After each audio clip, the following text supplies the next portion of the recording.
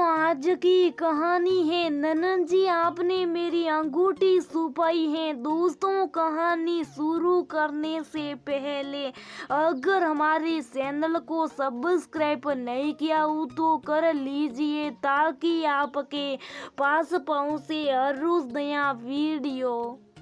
निका का दर्द आंखों में अब और न सिमट सका और आंसू बनकर बाहर न निकला। सालों से इस घर में अपनी सेवा के परिणाम स्वरूप ऐसा इनाम मिलेगा वो सोच भी नहीं सकती थी। आज वो भी उसको कटघरे में खड़ा कर सवाल करने लगे थे जो कल तक उस पर जान छिड़कते थे। कनिका भागकर बूढ़ी दादी के कमरे में गई और उनके पैरों पर अपना सर रखकर रोती जा रही थी और कह रही थी, दादी आप तो सब जानती हैं ना, मैं कभी भूल कर भी ऐसा नहीं सोच सकती जो इल्जाम बड़ी भाभी ने मुझ पर लगाया।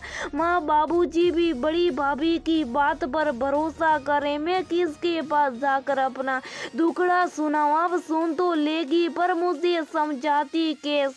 आप भी बस बिस्तर पर पड़ी हो। दादी कुछ तो बोलो। एक उम्मीद की नजर से वो दादी को देख रही थी।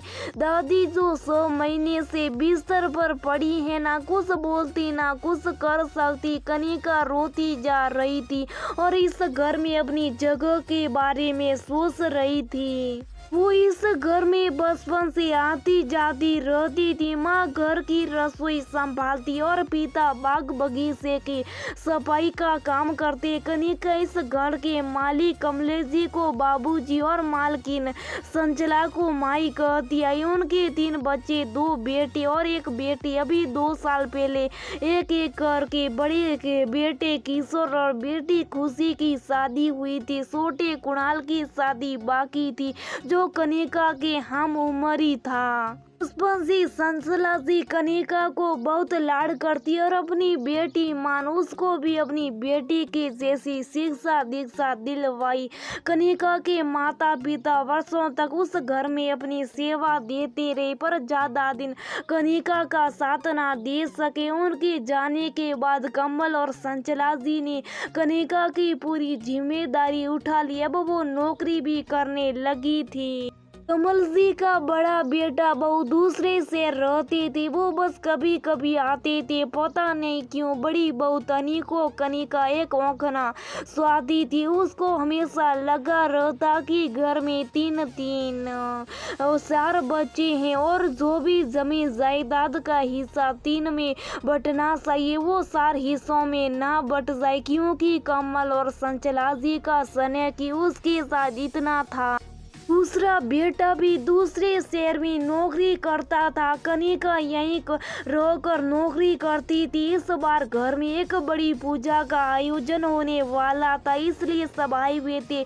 पूजा वाले दिन सब कामों में व्यस्त थे। कनिका संचला जी के आगे पीछे घूम रही थी, तभी बड़ी बहू के जोर जोर से चिल्लाने की आवाज सुनाई दी। सब भागकर इधर इकट्ठे हुए। पता चला उसके हीरे की अंगूठी नहीं मिल रही। पूरे घर में खोजबीन शुरू हो गई पर अंगूठी ना मिली। कनिका तूने तो नहीं लिया है ना, कल तो बोल रही थी ना बहुत खूबसूरत अंगूठी है। भाभी बहुत जस रैया पर पक्का तूने लिया है, तुझे लालच आ गया होगा, नहीं तो आज तक कोई चीज गायब ना हुई।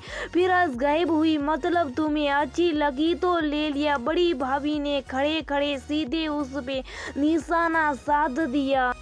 कमल जी और संसला जी ने बहुत कहा, बड़ी बहू तुमने कहीं रख दिया होगा, एक बार देख तो लो, बेकार इस पर इल्जाम लगा रही हो। इतने साल से ये हमारा साथी मजाली जो कुछ बिना पूछे हाथ लगा दे। पर बड़ी भाभी अपनी बात पर ऐसी अड़ गई कि सच में कनिका ने अंगूठी लिया होगा। पता नहीं क्या क्या लेकर जाएगी यहाँ से। ऐसा लगता है घर की सगियों जमीन जायदाद पर भी अपना हिस्सा मांगने लगेगी। आप दोनों इसको सर पर चढ़ा कर रखे हुए। मुझे तो लगता है इस घर की बहू बनने के सपने देख रही है और भी ना जाने क्या क्या देख।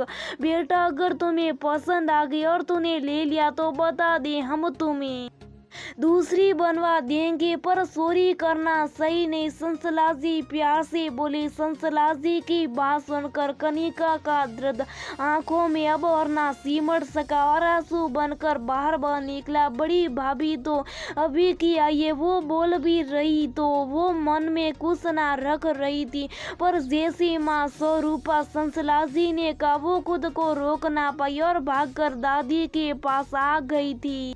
अपने आप को समझाते हुए कनिका कुछ सोच कर उठी और अपने कमरे में जाकर सामान बांधने लगी। घर से निकलने से पहले वो माँ बाबूजी को मिलने गई, वो भी पनीली आंखों से बस उसे जाते देख रहे थे, क्योंकि बड़ी बहू ने लाशन ऐसे लगा दिए थे जो कोई स्वाभिमानी व्यक्ति बर्दाश्त नहीं कर सकता था।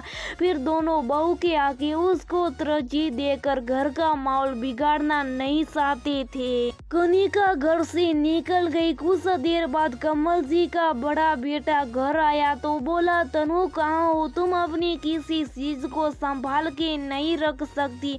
वो तो भला उस धोबी का जिसने तुम्हारे कपड़ों में लिपटी ये अंगूठी मुझे दे दी।